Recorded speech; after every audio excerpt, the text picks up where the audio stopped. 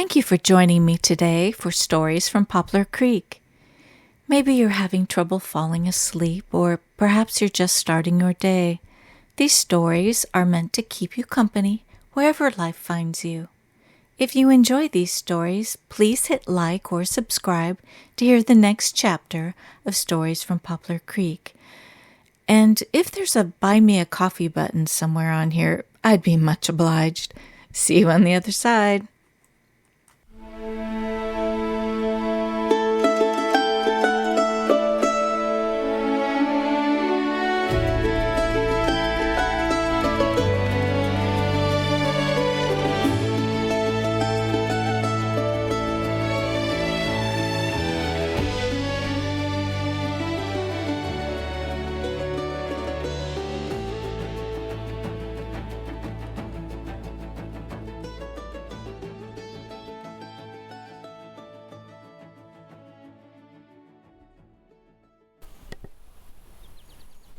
The air was filled with the sharp, earthy scent of freshly tilled soil and the sweet fragrance of young plants. The schoolhouse was empty and quiet during the busiest part of the season as the students traded their slates for hose. The children's shirts were stained with sweat and the fragrance of hard work. Itching to get out of doors, Charlotte packed her paints and workbook and found a seat under a particularly fine tree. It was advantageously positioned with a view of the schoolhouse which she wanted to paint. It also provided a view of the smithy, with its weathered wood door and stone forge. She settled her back against the strong trunk and felt the warm spring breeze on her face. She imagined the man with the dark blue eyes. Rousing herself, she began tracing the shape of the schoolhouse and adding color of the surrounding grass and trees. The creek lay beyond, and she could almost feel its cool greens and blues as she painted. Completely absorbed in her work, Charlotte jumped at the first clang of Jonas's hammer. The rhythm of it became hypnotic, and she again lost herself in the spring colors. She set the paint to drying a while and rested again against the tree, listening to the birds and the water and bees. She was completely lost in the morning. Charlotte opened her eyes and saw Mr. Ingram himself standing, cup in hand. "I didn't mean to startle you, Miss Abernathy. I thought you might like a cup of tea." "How very thoughtful, Mr. Ingram. Sugar?" Charlotte nodded, and a small tin and little spoon suddenly materialized from his pocket. When he was satisfied, he handed Charlotte the tea. "Good day, miss," he said, turning abruptly and heading back to the forge. She sat for a moment trying to make sense of the situation. The tea was delicious, and Charlotte lay back against the tree with her face to the sun and closed her eyes. What a curious, curious man, she thought. Jonas worked inefficiently that day. The next morning, when Jonas arrived at his forge, he discovered the cup and spoon by the door, with a small package wrapped in cloth. It was diminutive, like Charlotte. He opened it and stared down in amazement. It was a little painting of his smithy. The details were all there, washed in sepia paint. When he returned home for dinner, he carefully placed the painting on his mantel and stood back to stare at it. It was a wonder. How was this odd little woman able to capture beauty in the soot and dirt of his smithy? He looked down at his hands. Soot settled into the creases. Each day after that, Jonas found himself making some excuse to walk past the window of his shop to catch a glimpse of Miss Abernathy under the tree. If she had wings, he thought, she'd look like a fairy from a book, with her elfish face and those eyes that saw right through. He always noted the rare occasion when her black hair rebelled against her pins. At last, Jonas spied Miss Abernathy's small form curled up under the tree, her nose in a book. He did his best to make himself presentable at his wash bucket, and headed out with 2 cups of tea. Miss Abernathy smiled up at him as he stood. "Would you like to sit, Mr. Ingram?" And he noticed her cheeks blooming pink. He took a position next to her against the huge trunk and handed her a cup. "If you don't mind me asking, what are you reading?" Her eyes lit up. "It's called A Connecticut Yankee in King Arthur's Court. It's about a man who gets knocked on the head and wakes up in King Arthur's Court. Would you like to hear a little?" she asked, excitedly. "Go on, then," he replied. Jonas sipped his tea as Miss Abernathy read. Jonas's laugh was a deep rumble of pleasure that rolled comfortably. When she first heard it, she stopped momentarily to feel the sound vibrate in her tummy. Charlotte continued. "Words are only painted fire. A look is the fire itself." She gave that look and carried it away to the treasury of heaven, where all things that are divine belong. Jonas grunted approval. Now, Jonas was a clever man, but he had never been at the head of his class like the older boys. He never took to the lessons like the others, preferring to read up on inventions and such. He had built into his home some very cunning additions, such as a hot water warmer which piped water behind a stove and through the cabin under low seats. It also pushed hot water out to a large tub behind the house. He had always been so distracted with these ideas that his teacher figured that he was, well, ordinary, when in fact he was anything but. But sitting here listening to Miss Abernathy read gave him great pleasure, and it became a happy custom to sit with her on good afternoons and read together. They had even come to a first-name understanding when they were in private. No one but Jonas would ever come to know the forces that had shaped Charlotte. There wasn't shame hiding behind the buttons and pins, but rather a deep sense of privacy and protection. He was careful and gentle with Charlotte's thoughts and ideas, and Charlotte came to trust him fundamentally. After several months, Charlotte began to wonder about Jonas's affection for her. He never stated any preferment, and at last she had to conclude that it was only her heart at risk. She chided herself only for thinking a man such as Jonas could care for a schoolmarm of 25 years old. Charlotte melted back into the safety of her routines and books. She stopped wearing the blue ribbon in her hair, and finally she stopped visiting the tree altogether. The sharp tang of heated steel filled Jonas's nostrils as he worked. He paused and breathed in deeply, trying to calm himself. Charlotte had not appeared at their tree for weeks. He couldn't account for it, and he kept turning the possibilities in his brain. Jonas, usually lively company with his friends and neighbors, became terse and distracted. What he hadn't expected was her complete absence. One day, while in town, he finally caught sight of her. He smiled and started in her direction, but she crossed quickly to the opposite side of the street, seeming not to see him.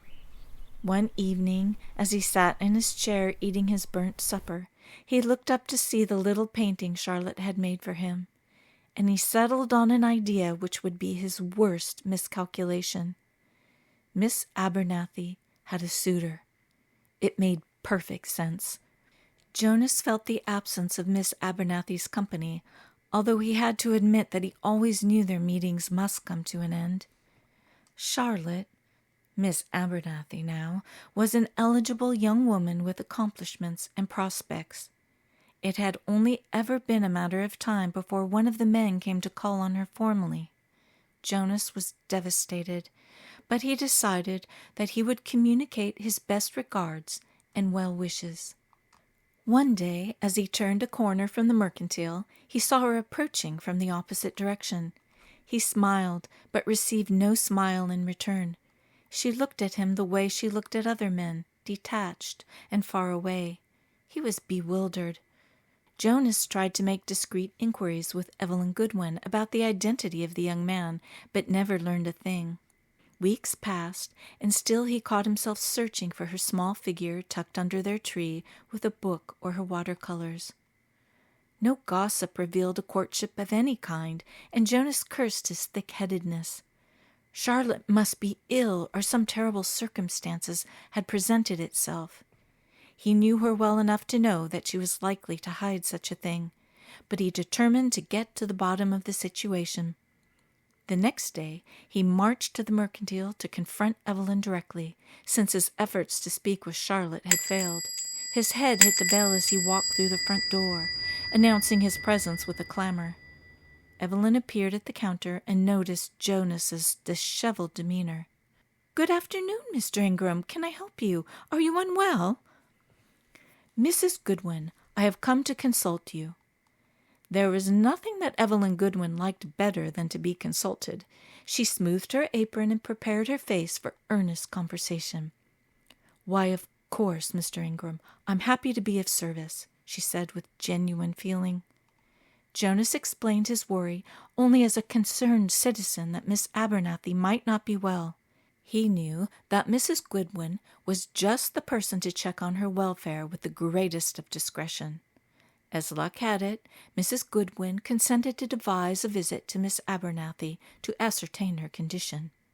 Jonas left the Mercantile, feeling that the situation would soon be resolved, and he went back to his work with an easier mind. When a couple days passed and he hadn't heard from Mrs. Goodwin, he became restless. He was gratified to see Miss Abernathy herself striding in his direction. He put down his hammer and wiped his hands, greatly relieved. "Good afternoon, Charlotte," he called as she approached. But when she reached him and seemed to stand well above her usual diminutive height, he figured something had gone awry. She was what he imagined electricity to look like. Her hairpins were flying out of her hair, and her perfectly aligned buttons were popping. "How could you, Jonas Ingram? How could you tell Mrs. Goodwin that I was ill? Whatever gave you the idea, the right to speak to her about my affairs?" Jonas stood frozen. "Charlotte, then what I thought," he sputtered. But before he could get the words out, she stormed off, a trail of hurt and confusion in her wake. Jonas was miserable, all his clever ideas having failed him. The seasons in Poplar Creek burst open with work and pleasure in equal measure. The soil rewarded sweat, and the fine evenings provided good company. A dance had been announced, and for a week preceding, the planning at the church reached an absolute pitch, a counterpoint to the measured, steely efforts of the men at the smithy and in the fields. Even the children seemed intoxicated by the prospect, running errands too quickly and giggling at any mention of the upcoming dance. The grand event would take place in the broad field beyond the schoolhouse, the grass already being set with tables, benches, and a large dance floor.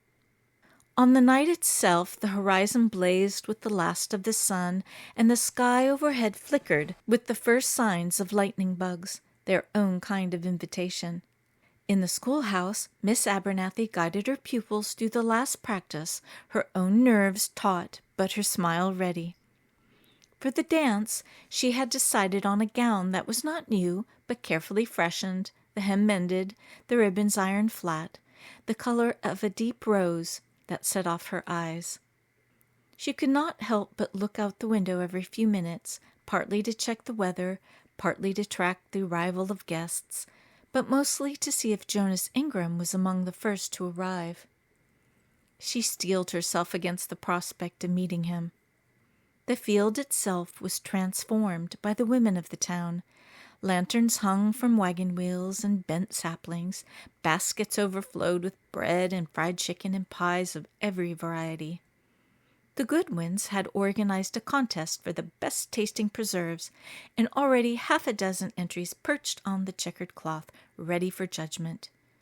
The sound of a fiddle and a hammered dulcimer swelled from the platform, where the musicians tuned and tested their instruments. By dusk, the whole town was present. Helen and James, with little Catherine on his shoulder, passed between groups with practiced efficiency. Charlotte collected votes for the preserves contest, while Mrs. Pritchard whispered good-natured advice to awkward teenagers.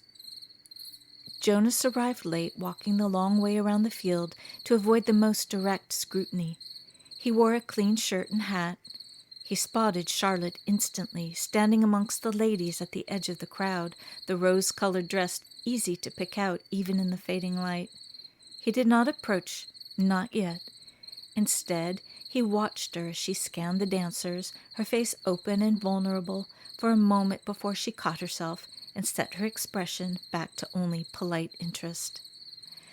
Ambrose called the first round of the dance, and the couples, some traditional, some newly minted, moved through the steps as if the world was only this field, this night, this wild, swinging constellation of laughter and music.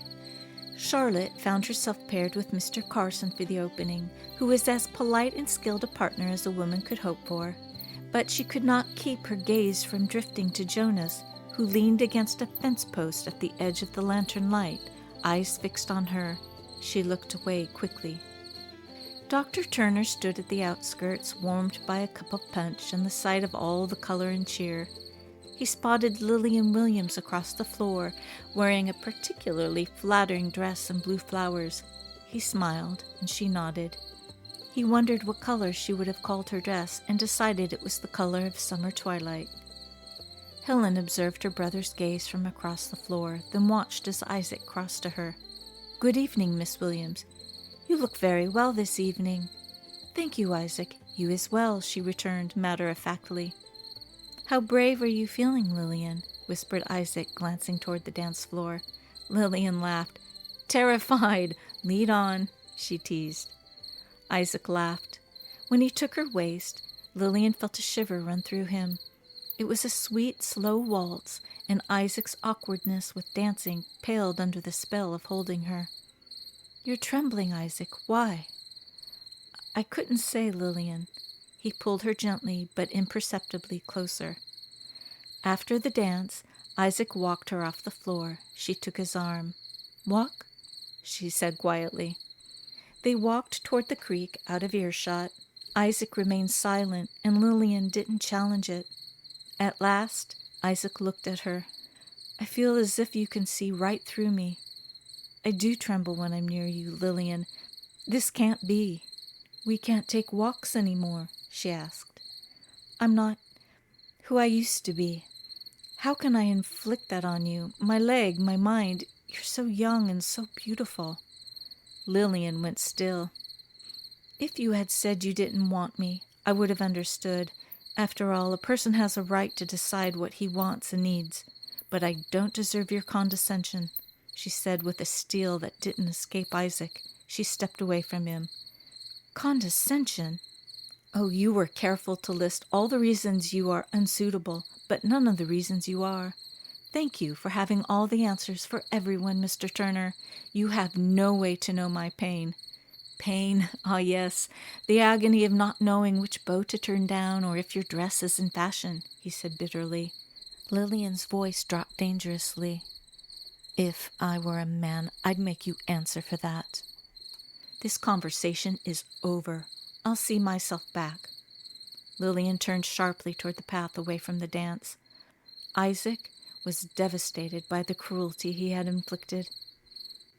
Between sets, the partners changed, and Charlotte found herself next to Mrs. Pritchard, who whispered, "He's watching, you know. That Mr. Ingram who's been sulking all spring, you ought to put him out of his misery, my dear." "I'm sure you're mistaken. I don't believe Mr. Ingram has any interest in me." The music picked up, and a new partner presented himself to Charlotte, carrying her away in a swirl of petticoats and dust. After the second dance, she pleaded thirst and escaped to the row of tables where she sipped lemonade and tried to steady her breathing.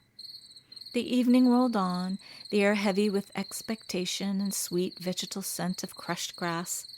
Several times Jonas made to approach Charlotte, but each time he found himself intercepted by another neighbor, a child with a broken toy, a farmer wanting to discuss ironwork. Charlotte, for her part, found conversation impossible, her mind fixed on the distant, awkward shape of Jonas against the twilight. Jonas finally saw his chance only after the last note faded and the couples began to disperse. He stepped up to Charlotte. "I've been meaning to talk with you, Miss Abernathy." Suddenly a cry went up and everyone turned to look. Mr. Hastings had collapsed. Isaac heard the distress and went to him quickly. He leaned over Mr. Hastings and worry crossed his face. Ah, he's only been at the punch. Leave him there, he'll be fine, the fiddler laughed. Someone get a handcart so I can get him to my office. Eleanor and Helen started toward him, but Isaac stopped them. Stay back! No one come near. But Jonas was already there, helping to move Hastings onto the cart. Once they settled Hastings onto the bed in the doctor's office, Isaac turned to Jonas. Go straight home, Jonas, and don't stop to talk to anyone. This looks like influenza. Make sure you have plenty of water handy and lay up some wood. Feed the horses and go to bed. I'll check on you in the morning. Before the company dispersed to their homes, 3 others were in sweat and coughing. It was a catastrophic ending to such a fine evening. The next day, Helen rode out to the farms with a pamphlet describing care. She noted the families afflicted, and the ladies' church circle organized soup runs. The men organized to help care for the animals. When Helen arrived at Eleanor's homestead, she called out from several paces off. Eleanor came to the step. How is he, Eleanor? His breathing is rough, fever. I have some liniment and broth, Helen called. I'll leave them outside the door. How are you, Eleanor? I seem to be holding. No fever, no congestion. God, Eleanor, I'll come again soon. Isaac headed to Jonas's cabin to check on him. Jonas was as strong as they came, but Isaac found him sweating and coughing and weak as a baby. He applied a plaster and heated water to steam to try and ease his breathing. Jonas kept trying to get up to see to the horses. We've got the horses, Jonas. You lie back now. I'll check on you later. From her back window, Charlotte watched Dr. Turner leave Jonas's house and knew he was ill. Later that evening, she stole across to his cabin and peered into the window. She opened the door carefully and went to the side of Jonas's bed. He was fitful with fever and didn't know she was there. She prepared more hot water and changed out his plaster. She spooned cool water into his mouth and wet his chapped lips. The fever raged, and she kept applying cool cloths. Fatigue finally took her, and she fell asleep in the chair. At dawn, she stoked the fire and checked his fever. He seemed to be sleeping more soundly, and so Charlotte crept out and headed to her bed. Charlotte cried until sleep took her. Charlotte kept her vigil for a week until one afternoon she saw Dr. Turner leaving the cabin. She contrived to meet him on the path and inquired after Jonas's recovery. His fever broke and he's out of danger, weak though. It will take some time to get his strength. Isaac was visibly relieved. How are you feeling, Miss Abernathy? I'm well, Doctor. Isaac smiled. You keep to your home and drink plenty of tea and rest. You look exhausted. It hadn't escaped Isaac's notice that Jonas's cabin fire was kept and his water glass full. As Isaac headed toward town, he was intercepted by a panicked Mrs. Pritchard. She was crying. Doctor, you must come. It's Lillian. She's taken a turn and I can't get her to take water. They arrived at the shop, and Mrs. Pritchard led him to the living quarters upstairs. Lillian was in bed, tossing fitfully and overcome with coughing spells. Isaac leaned over her to check her fever. I'd like to listen to her lungs. Help me lift her, Mrs. Pritchard. As Isaac placed his listening cone to her back, he stopped in shock. From under the thin chemise, Isaac saw old scars, silver lash marks lacing her back. What is this? Who has done this? He said, fury rising in his chest. Mrs. Pritchard's tears rolled down her face. That is not my story to tell, Doctor. Isaac listened to her lungs, then laid her gently against the pillow. Lillian's voice came almost imperceptibly. You are not the only one who screams in the night, Isaac. Overcome, Isaac walked to the kitchen and paced in great distress. Mrs. Pritchard followed. Doctor, Lillian is the daughter of my late husband's cousin. She came to us 8 years ago when she was not 16 years old.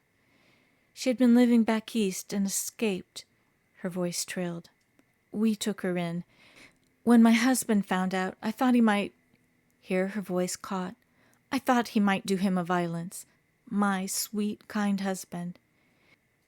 She has been like a daughter to us, Doctor, so thoughtful and such a comfort.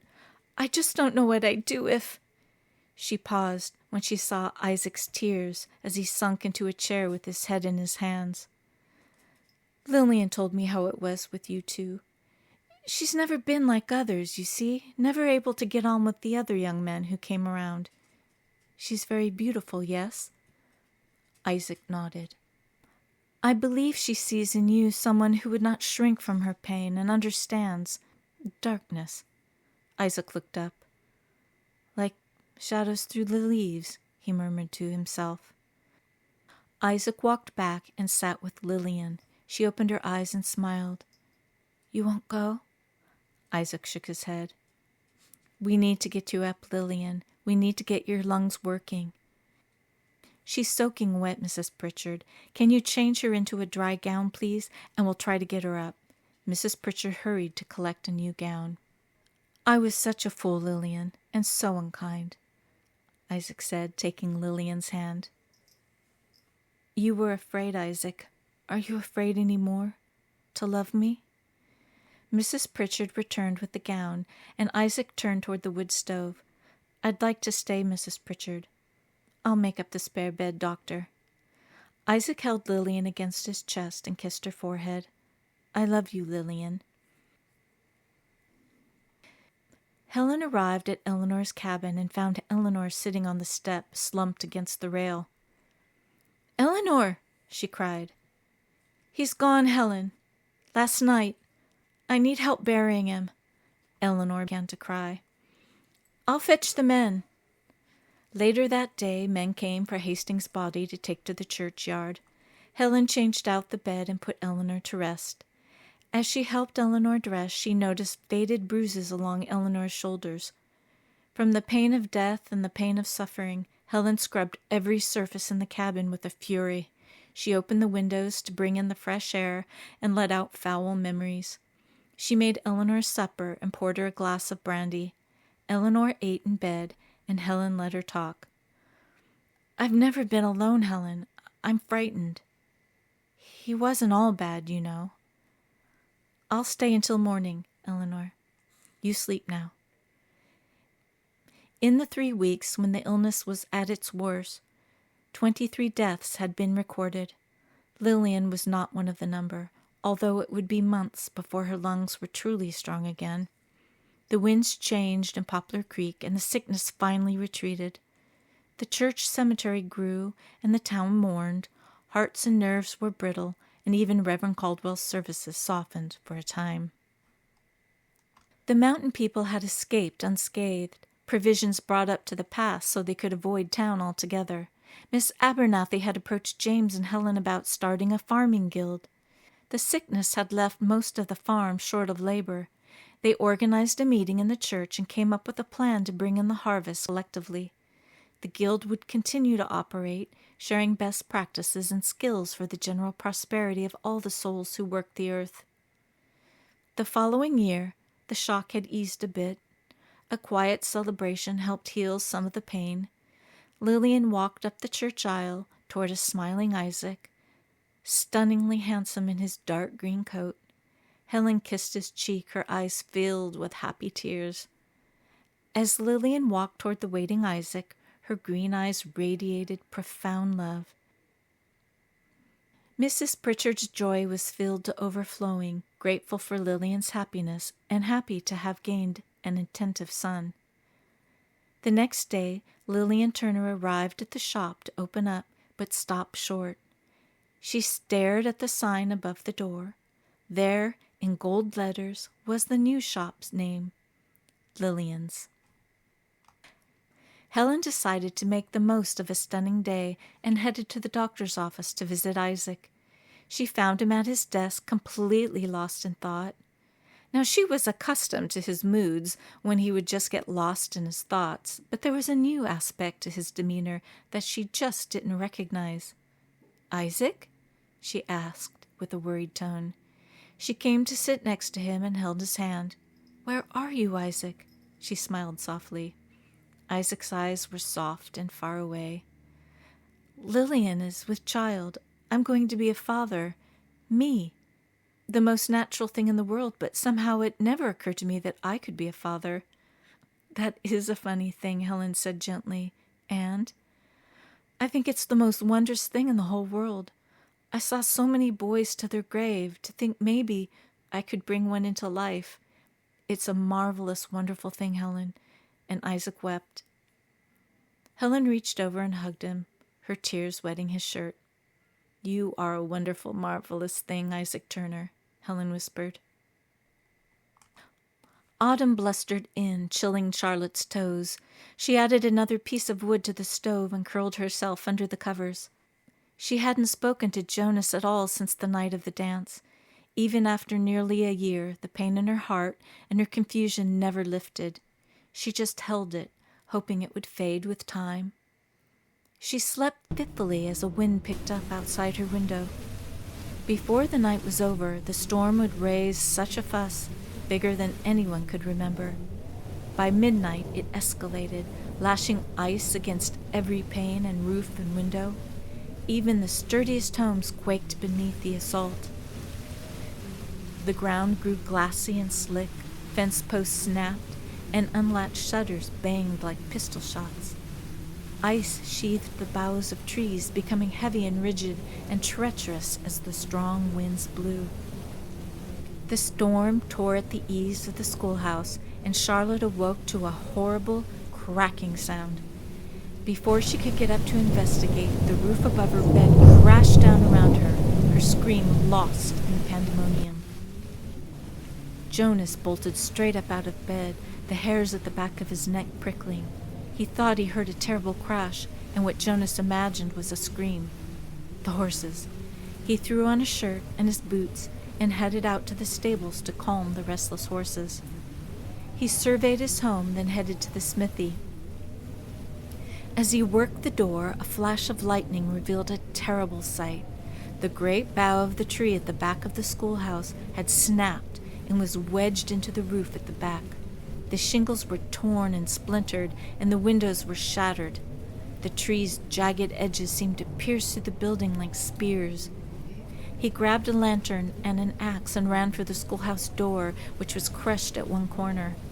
Finding it impossible to open, he axed his way through a window. "Charlotte! Charlotte!" he called desperately. Surely she was crushed. In the light of the lantern, he saw her small body curled between the large limbs and pulverized roofing. He gently pulled her away and climbed back out the window. Dr. Turner was miles out of town helping with a delivery he knew. He needed to get her out of this wind before more branches fell, and so he ran for home. He kicked open the door of his cabin and brought Charlotte to the fire, laying her gently on a blanket. She was soaked through. God only knew how long she had been there. He pulled the wool blanket around her.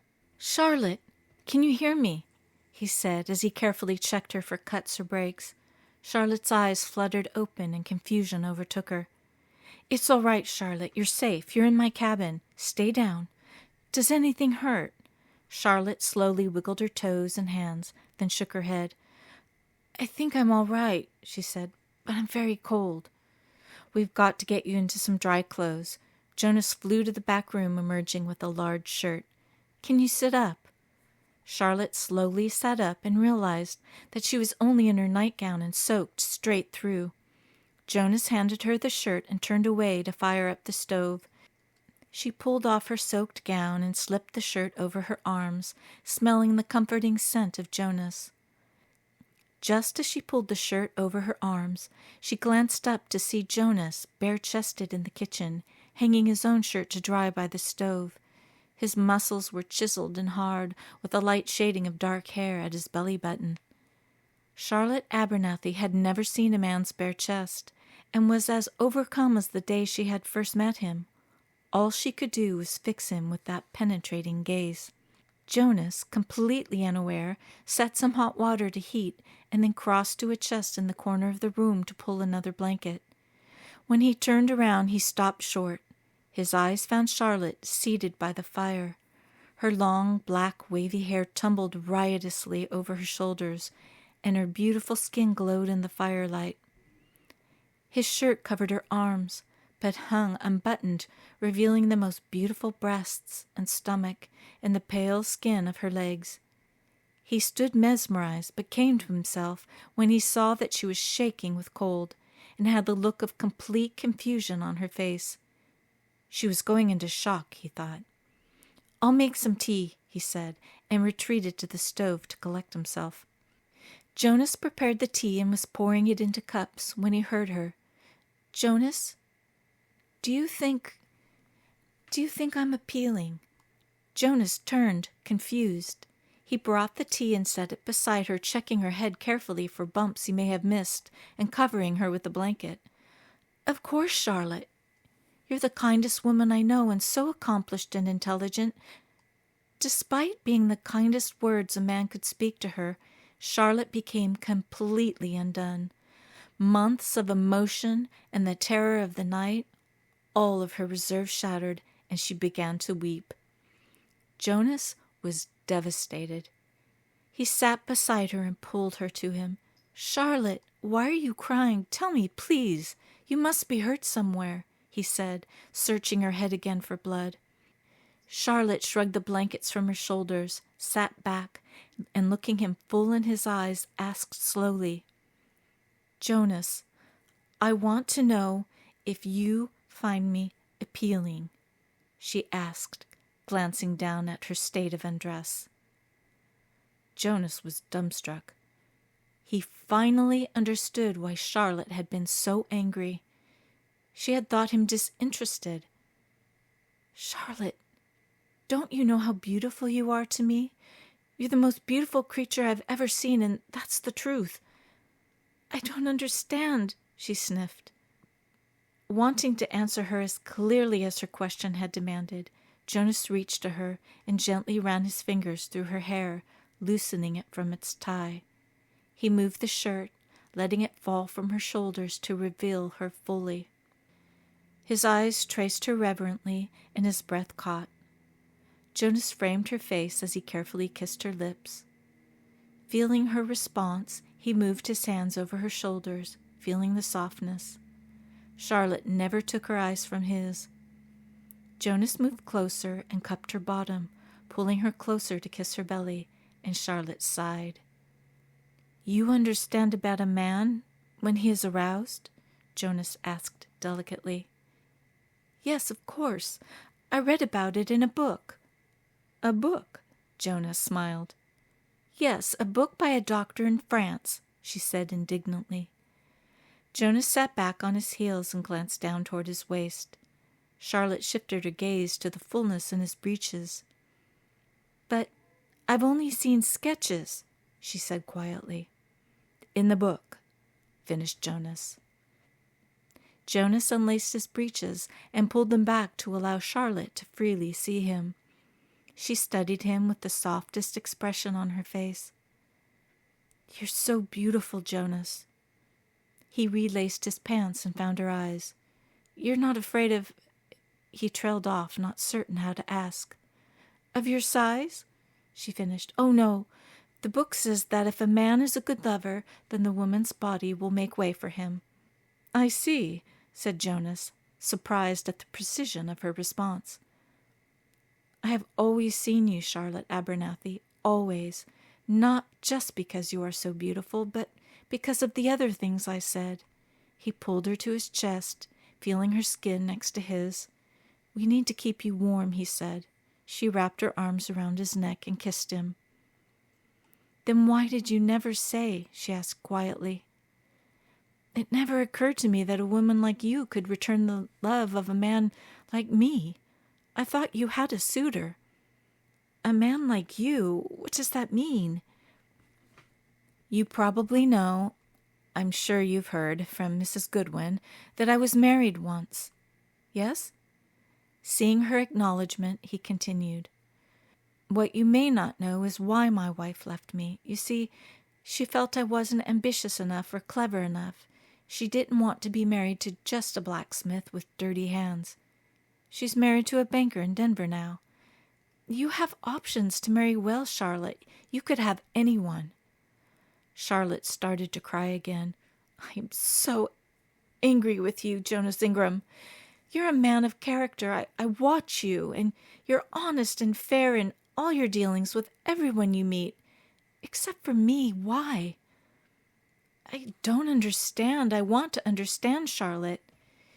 If you had asked me what I want, what's important to me, you would have known what I care about. Seems to me you think too much on her, Jonas Ingram. You put too much stock in what someone who shouldn't matter thinks. Jonas buried his face in Charlotte's hair for a moment before looking up. You're right, Charlotte. What do you want? What do you care about? He whispered. Well, I could love a man who feels like home. I feel at home with you. You make me feel safe. When I'm with you, I feel perfectly myself.